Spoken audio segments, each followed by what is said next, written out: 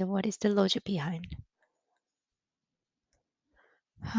Providing fair ratings consistently across the whole team can be very difficult.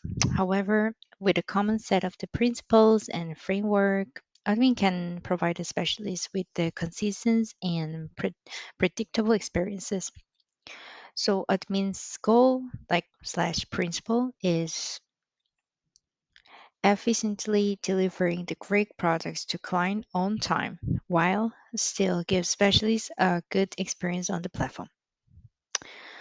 So our rating system is obviously the build based on these goals. And as you can figure out from our goal, that there are three very equally important concepts to considering in rating. So those are deadline, quality of work, and communication. And this means that rating would not only focus on single negativity or single positivity stuff. So, for example, when you are very good at meeting deadlines and had a high quality of work, but communication was really bad, that the rating is not going to be unfairly low or unfairly high because of the one singular points. Negative, either is the negative way or the positive way. But however, please note that if there's any like improvement and or for those any of those 3 points for a certain time, admin will report this to the specialist success team, and specialist success team will give you like the whole types of tips and tricks to help you to improve those points. So now we know what the ratings general logic is. So it's time to go into the detail of each concept. So let's start by defining what leads to a bad and good rating for deadline. Well, the question is very simple and objective. Did you meet the deadline or not? However, there are more to consider that for the deadline. So please look at the table on the screen. So for deadline, we can divide into two cases. One case for WAP file case and the final file case. So to be considered as bad rating, you should not submitting WAP files or submitting the WAP files so late so that there's no other time to edit before the final deadline, or the submitting a WAP that does not show any real progress. And for the final file, if there's any delay of the final files, then it's going to be considered as the bad. So all these examples are for the logic behind is that like in our business model, like no matter how good the result is, the chance to miss a client deadline is not acceptable at all whatsoever. And here's the medium. So what leads to the medium rating? So for the WP file, if you're submitting file on time but not focusing on the most relevant slides where we can guarantee the quality of work by the deadline, then it goes to the medium rating. For the final file, if you submit the file exactly on time, it will still lead you to getting the medium's rating of the deadline.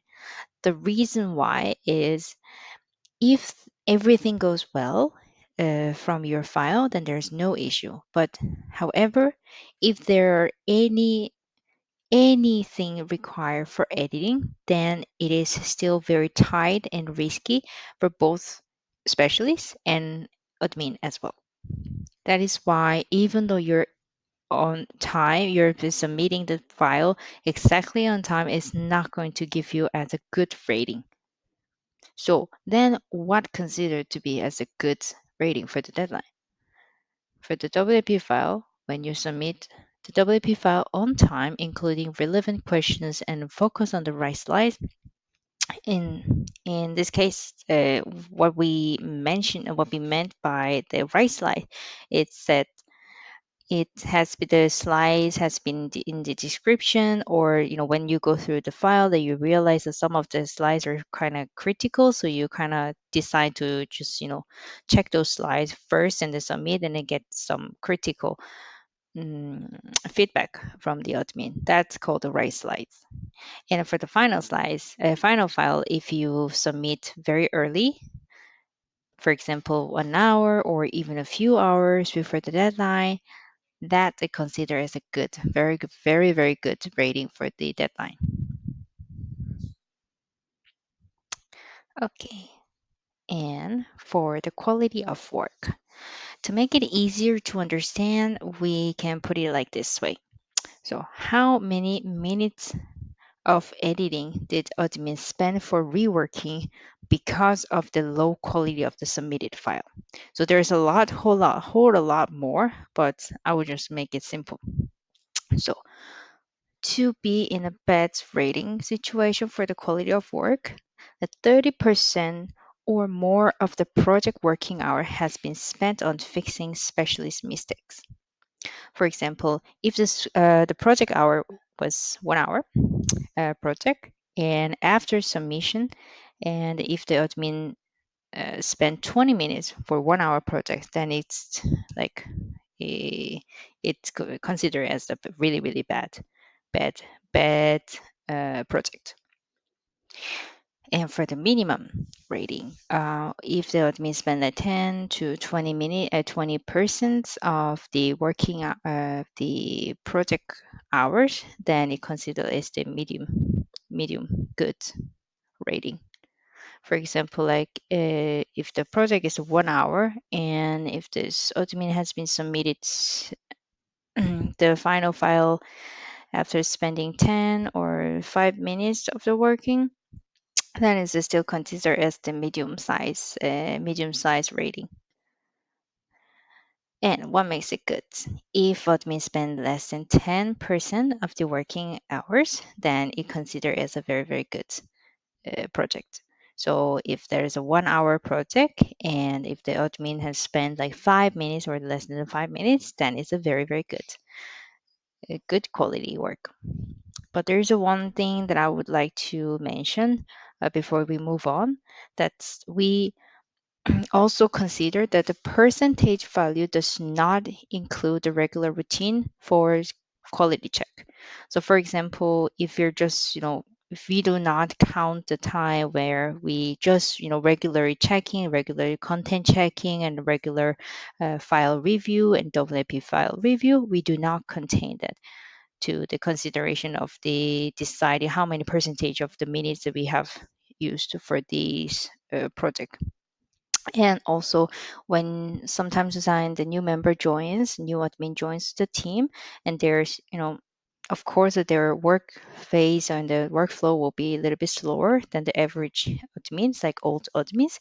So those are all also considered. So you don't have to worry about, being unfairly traded for the quality of work, because we all take those into account. And you might think like, okay, well, like spending 30% of the time for one project, what's the big fuss? Let's put it in this way. So if admins spend 30% for 1 hour project on edits or rework, then it means admin cannot spend any minutes for scoping of the project, neither communicating with client. So while spending 30% of unnecessary editing time, we cannot charge any of those extra time for client. So not only it can seriously harm the whole platform's productivity level, we could also get the point of making no profit to the team.